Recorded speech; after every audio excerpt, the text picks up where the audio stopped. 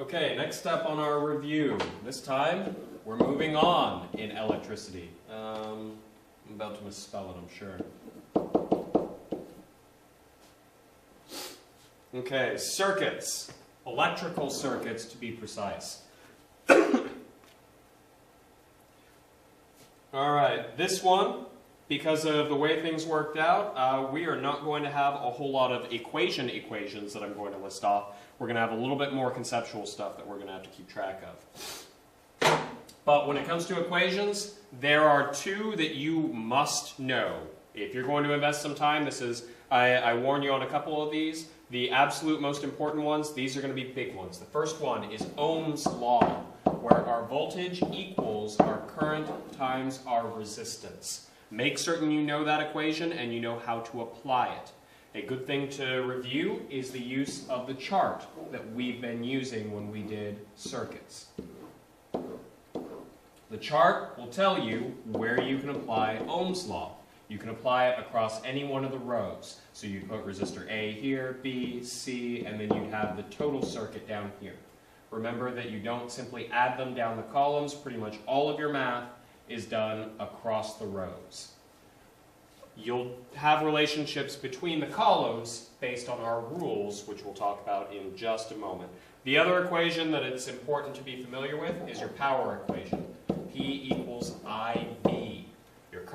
Your power equals your current times your voltage. Now, for my students, because we use a system very similar to that, PIV is actually where they check their grades. I'm going to remind you again, remember that. It's powerful to be able to check your grades at any point. So, PIV. Now with this, you can start doing replacements where, well, if this guy's V, then I could put IR in there, and we'll actually find that this is equal to I squared R. We could also do another replacement and find that this is V squared over R. Again, this can save you time and effort. These are the two equations that you need. And then on the fly, if you need something else, you can use this guy in there and actually get your other equations. So don't worry too much about trying to memorize this form. These two are where you want to focus your time. As to electric circuits, at least for APB, this is pretty much where it cuts off. We've got other circuit-based type equations, but that's mostly for current going through a wire and magnetism, which we'll see soon enough. The other things that we covered were a number of things. The capacitor equations that we talked about just a little while ago, those still apply when they're hooked up in circuits too, so you might review those. With capacitor circuits, normally APB will just deal with them after they've been connected for a very long time, so the capacitor is completely charged, which means there is no current going through it. Alright, so the important stuff that you're going to need. This one is technically equation-oriented, but it's not quite the same way. Know how to use equivalent, words are hard, equivalent resistance, and capacitance. Remind yourself that resistors in series, they're just the sum of each resistor. So I'll have R1 plus R2 plus R3 plus R4 and so forth. For resistors in parallel, we have sum over Ri. This is going to equal my 1 over my equivalent resistance. I apologize, I'm running out of room there. But we add them reciprocally. We've done enough of that hopefully me drawing it out here is dragging up a bunch of memories of 1 over 6 ohms plus 1 over 3 ohms equals 1 over our equivalent resistance.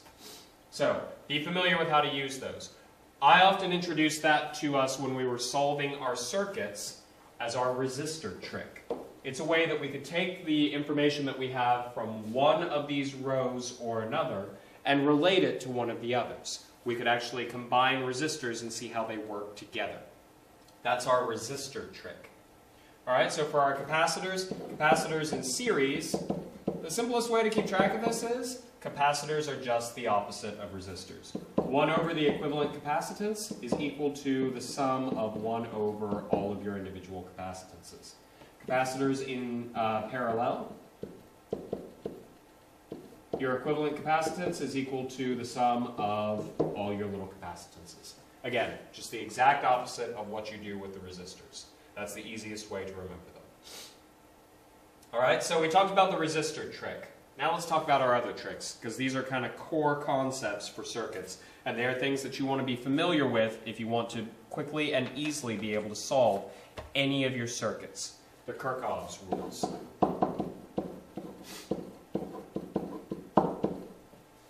There may be an additional H in there. I'll be honest, I'm pretty certain every time I write his name, I misspell it. But if I were a scientist, I would be more interested in people remembering what I had to say than how to spell my name. So, Kirchhoff's rules, they provide us with our other tricks. The first one that we talked about was loop rule, which is our voltage trick. Loop rule, and repeat it to yourself a dozen times. Make certain that you've got it down completely. Loop rule says, on a closed loop, has to be closed, has to be a loop, voltages sum up or add up to 0.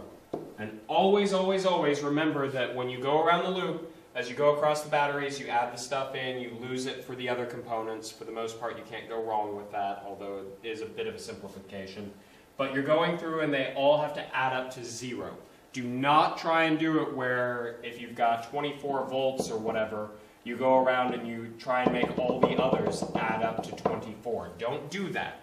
Write it out explicitly, that you've got 24 minus this guy, minus that guy, equals 0. Do it every time, okay?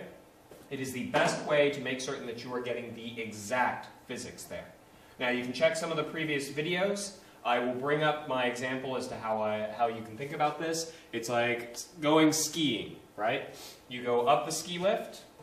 So we've got our hill. We've got our ski lift over here that takes you up. You come up here, you go skiing down the hill, you convert all that potential energy into fun. And it doesn't matter if you go down this way, or go down this way, or go down the opposite way. Maybe you end up in a valley or something like that. You could go all different heights. But what happens is, if you want to go back around, which is what happens in a circuit, you've got to come back to the same height you started at to get back on that ski lift to get you brought back up to the top of the hill. This ski lift is the battery. It's the thing that gives energy to the whole circuit, right? So put in energy here, we lose all of it by going down over here, creating fun or light or whatever it is the circuit is actually powering. And then all of the charge, all the skiers have to come back to that same height here. They have to end up back at the voltage they started at, which we usually define to be 0, at least for the simple approach. All right, that's our loop rule. One more rule to go. Our current trick. Again, as you start filling in the chart, if you get stuck at any point and you don't know how to find what you're looking for, just start trying to fill in the chart any way that you can, aside from, like rolling dice or something. Solve some equations to fill in the chart. But as long as you're filling in the chart, you're making progress. If you get stuck and you can't see a way to fill in part of the chart, look to your tricks. Your resistor trick, your loop rule trick, and now your junction rule trick. Junction. Current into a junction equals current out.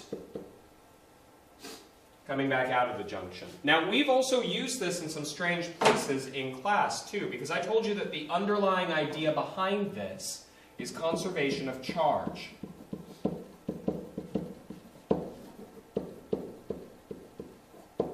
Our electrons don't just disappear. They've got to go somewhere. So, any current that's going into the junction, any amount of electrons we have going in, has to be the same amount coming back out. Otherwise, we have just destroyed electrons somehow, and you should be worried because it's probably going to convert that mass into energy and then probably explode. Anyway, conservation of charge. And we've used this in kind of strange places too, because sometimes when you don't see what many other people catch pretty quickly, you can apply junction rule on somewhere where there isn't even a junction. And it would help if I could draw a battery properly. So we looked at circuits like this all the time. In fact, this is a pretty common one. Oftentimes, we would find out our total current coming out of the battery. And I told you that it's actually an application of junction rule. We could imagine a junction here. It's not actually splitting anywhere, but I've got a current coming in and a current coming out. Well, the current coming in is my total. The current coming out, because this is the only path, also has to be the total. So the current going into this resistor, since there's nowhere else for the charge to go, this also has to be our total current. It helps to be able to catch that. It is, in fact, an application of our junction rule, although it's a strange application. Normally, when you talk with most regular people, junction rule is only applied here and here, where there's physically a junction. But if you have an understanding of the underlying statement of it, conservation of charge, then you can apply it in other places to help clear up anything that you may be confused on. Technically, loop rule comes from conservation of energy, because we know that our voltages are related to energy. And I also gave the description with the skier on the slope that it's using energy. One of the final things that I will mention in here, since I've already talked about the chart, make certain that you review how to use this. This will help you a lot, especially if you don't feel comfortable solving circuit equations or circuit problems. If you've done a fair number of them, you may be perfectly comfortable and you don't care so much about filling in or drawing out the chart. Maybe it takes extra time. For most people, myself included, sometimes you end up with a ridiculous amount of information that you have to keep track of. Charts and tables are wonderful for that. I can't misplace the current going through resistor C if all I have to do is look right here. I don't have to go searching through every last bit of equations and work that I've done up to that point. And it's easy to misplace that sort of thing. As soon as you find something, put it in the chart, and that makes it incredibly easy to balance your information. The final thing that I will mention, and this is also listed on most tests, and so far as I know, everywhere is still going off of this convention, whether you like it or not. Current is always, by convention, determined to be positive charge moving through a circuit.